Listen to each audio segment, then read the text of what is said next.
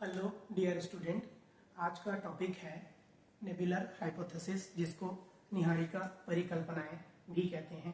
मैं हूं आपका जूलॉजी टीचर, जिसमें हम नेबुलर हाइपोथेसिस के बारे में या निहारिका सिद्धांत के बारे में पढ़ेंगे। तो चलिए देखते हैं कि नेबुलर हाइपोथेसिस है क्या। सबसे पहले नेबुलर हाइपोथेसिस के बारे में बताने वाले जो वैज्ञानिक थे या नेबुलर थ्योरी के बारे में कह सकते हैं, वो थे लाप्लासे थे। ठीक है, तो लाप्लासे, पियर और साइमन तीन साइंटिस्ट थे जिन्होंने नेबुलर थ्योरी को बताया था, जिसमें सबसे प्रमुख वैज्ञानिक थे वो लाप्लासे थे। इसी वजह से नेबुलर थ्योरी को किसने दिया, अगर ऐसा पूछा तो आपको मालूम होना चाहिए कि नेबुलर थ्योरी को लाप्लासे ने दिया है। हालांकि बाद में इसको मान्य करार नहीं दिया गया और इस थ्योरी को नेबुलर हाइपोथेसिस कहा जाने लगा, क्योंकि वो प्रूव नहीं कर पाए थे। तो आपको मालूम होना चाहिए कि थ्योरी क्या होता है और हाइपोथेसिस क्या होता है। थ्योरी वो चीज होता है जो सिद्ध होता है, ठीक है, प्रूवन होता है, और हाइपोथेसिस वो चीज होता है जिसको सिद्ध नहीं किया जा सकता है। तो सबसे पहले हम देखते हैं नेबुलर थ्योरी के बारे में। नेबुलर थ्योरी के बारे में हमको जानने से पहले ये देख लेते हैं नेबुलर वर्ड कहाँ से आया है। तो नेबुलर वर्ड है नेबुला से आया है। नेबुला का मीन्स होता है जायंट क्लाउड। एक बहुत बड़े बादल को हम लोग नेबुला कहा गया। तो वो नेबुला में था क्या क्या, तो उस नेबुला में हाइड्रोजन का 74%, 74% था, और हीलियम के लगभग 24% मात्रा थे। और उसके अलावा अन्य प्रकार के जैसे रिड्यूस्ड ऑक्सीजन था, नाइट्रोजन और अन्य प्रकार के गैसियस तत्व भी प्रेजेंट थे। तो नेबुला जो है कहाँ से आया है, वो एक जायंट क्लाउड से बना है, उसी को हम नेबुला कहते हैं। इस चीज को याद रखना है। अब उसके बाद अगर देखें नेबुलर थ्योरी के अकॉर्डिंग लाप्लासे ने क्या कहा था, मेनली तो तीन व्यक्तियों ने इसको मिलकर बताया था, लेकिन लाप्लासे फेमस है इसीलिए उन्हीं का ज्यादा कर लिया जाता है। तो नेबुलर थ्योरी के अकॉर्डिंग देखते हैं तो ये सोलर सिस्टम का एक गैसियस नेबुला ग्रेविटेशनल फील्ड के पतन के द्वारा बनाया गया था। ऐसे किसने कहा, लाप्लासे ने कहा। क्या बोला था, सोलर सिस्टम या सौर मंडल एक गैसियस नेबुला है और वो एक ग्रेविटेशनल फील्ड के द्वारा बनाया गया था। ये लाप्लासे के द्वारा था और इसको नेबुलर थ्योरी कहा गया था उस समय। हालांकि कुछ समय के पश्चात, क्योंकि लाप्लासे को ग्रेविटी का उतना ज्यादा नॉलेज नहीं था, इसीलिए उन्होंने ठीक से नहीं बता पाए, और बाद में इस थ्योरी को ही, नेबुलर थ्योरी को ही नेबुलर हाइपोथेसिस कहा गया। अब नेबुलर हाइपोथेसिस क्योंकि प्रूव नहीं कर पाए और उनको एनर्जी के बारे में या ग्रेविटेशनल एनर्जी के बारे में उतना नॉलेज नहीं था, तो इसीलिए अस्वीकार कर दिया गया वर्तमान में। तो इसीलिए फिर बाद में एक व्यक्ति आए, कांट करके एक व्यक्ति आए, उन्होंने फिर क्या, कांट एंड लाप्लासे का थ्योरी हाइपोथेसिस दिया, जिसको नेबुलर हाइपोथेसिस कहा। अब नेबुलर हाइपोथेसिस के अकॉर्डिंग सन का ओरिजिन कब हुआ है, ये याद रखने वाली चीज है। तो सन का जो ओरिजिन है ये 4.6 अरब वर्ष पूर्व हुआ था नेबुलर हाइपोथेसिस के अकॉर्डिंग। उसी आधार पे अगर देखें तो सोलर सिस्टम कब बना है, तो ये 4.5 अरब वर्ष पहले इस नेबुलर हाइपोथेसिस के अकॉर्डिंग सौर मंडल या सोलर सिस्टम अब बना है, ये कहा जाता है। ठीक है, अब देखते हैं जो कांट के द्वारा जो लाप्लासे के द्वारा जो नेबुलर थ्योरी दिया गया था, उसको थोड़ा सा मॉडिफाइड करके कांट ने बताया, जिसको नेबुलर हाइपोथेसिस कहा गया। तो इनके अकॉर्डिंग अगर देखें तो सोलर सिस्टम का ओरिजिन गैलेक्सीज के एक अत्यधिक तप्त, फ्लैट और घूर्णी पिंड से हुआ है। इसको नेबुलर हाइपोथेसिस कहा। किसने कहा, मेनली कांट ने कहा। ठीक है, तो सोलर सिस्टम क्या है, सोलर सिस्टम का ओरिजिन किससे हुआ है, एक अत्यधिक तप्त, फ्लैट और घूर्णी पिंड से हुआ है। ये कांट के अकॉर्डिंग कहा गया, क्योंकि रेफरेंस लाप्लास का था, इसलिए कांट और लाप्लास का नेबुलर हाइपोथेसिस कहा जाता है। समझ में आया। तो इसके बाद अगर देखते हैं वर्तमान मॉडर्न जो साइंटिस्ट थे उन्होंने नेबुलर हाइपोथेसिस को बिल्कुल तरीके से अस्वीकार कर दिया।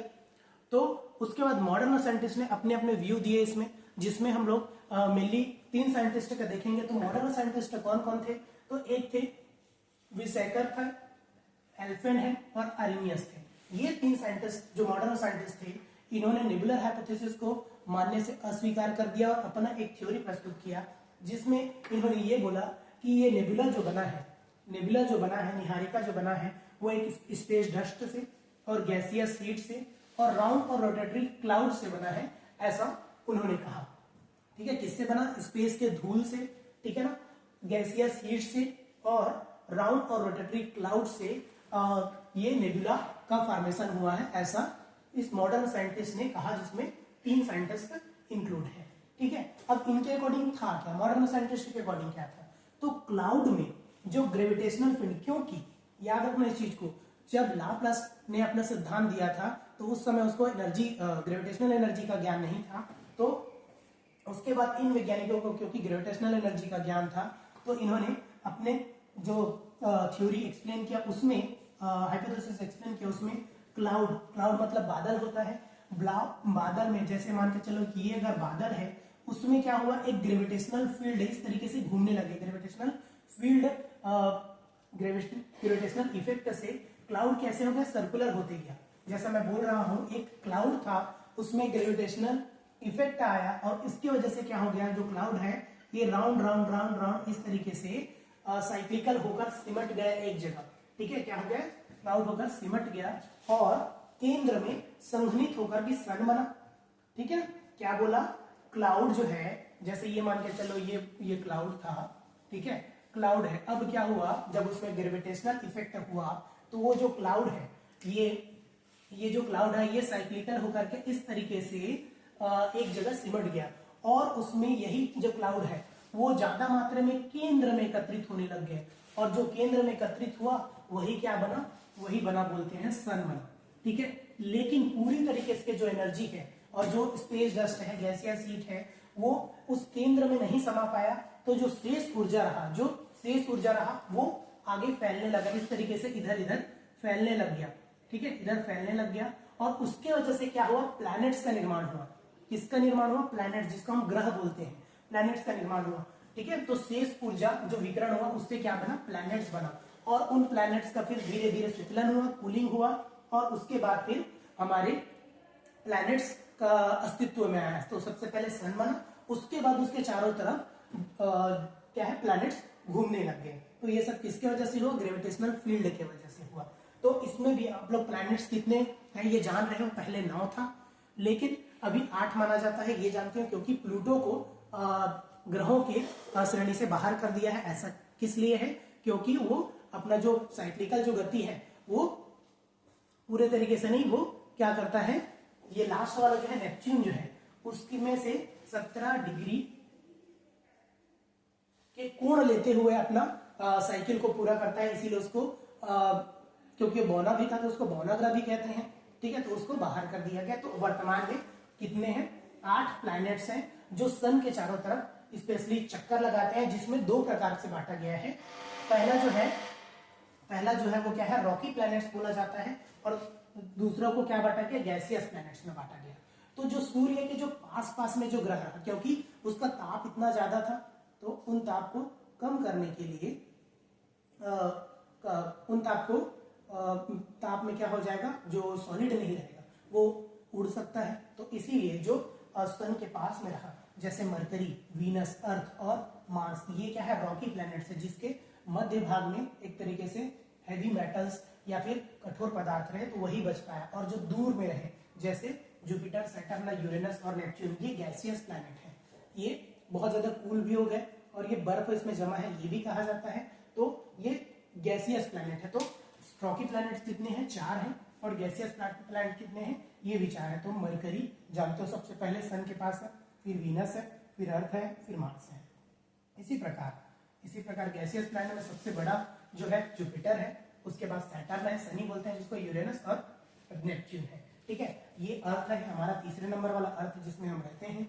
इनमें क्या है, इसका एक उपग्रह है, क्या है, एक उपग्रह है जिसको हम क्या बोलते हैं, मून कहते हैं। ठीक है ना, इसी तरीके से मार्स का भी 2 उपग्रह है जिसको फोबोस और डिमोस कहा जाता है और जुपिटर और सैटर्न के भी बहुत सारे उपग्रह हैं।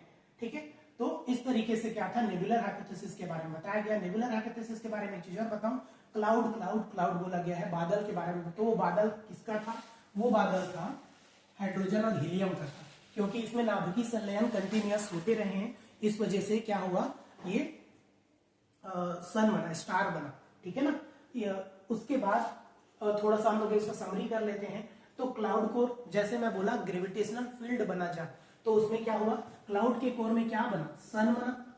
ठीक है ना, और क्या हुआ, जो ग्रेविटी है, अंडर ग्रेविटी इन्फ्लुएंस हुआ, जिसकी वजह से क्या हुआ, वो हॉट भी और डेंस भी होते गया और आगे क्या हुआ, एक रोटेशन बना। तो ये जैसे सन बना तो ऐसे इस तरीके से और रोटेशन होने लगे, चीजें सन के चारों तरफ घूमने लग गए, और सन के चारों तरफ घूमने लग गए तो क्या बना, एक लार्ज फ्लैट डिस्क अपीयर हुआ, जिसे कि हम क्या कहते हैं, प्रोटोप्लैनेटरी डिस्क कहते हैं। ठीक है ना, जिसी में ही क्या होता है, जो ग्रह है वो चारों तरफ घूमता है। तो इस तरीके से नेबुलर हाइपोथेसिस किसने दिया है, ये चीज याद रखना है, और मॉडर्न साइंटिस्ट ने इसको क्यों अस्वीकार कर दिया, ये भी चीज को याद रखना है। तो लाप्लासे का नाम याद रखना है आपको, ठीक है। और उसके अलावा ये भी याद रखना कि मॉडर्न साइंटिस्ट में कौन कौन थे, और कांट ने नेबुलर हाइपोथेसिस के बारे में क्या कहा था, इस चीज को भी याद रखेंगे। तो इस क्लास में इतना ही, आगे हम और इसी तरीके से क्लासेस लाते रहेंगे। धन्यवाद।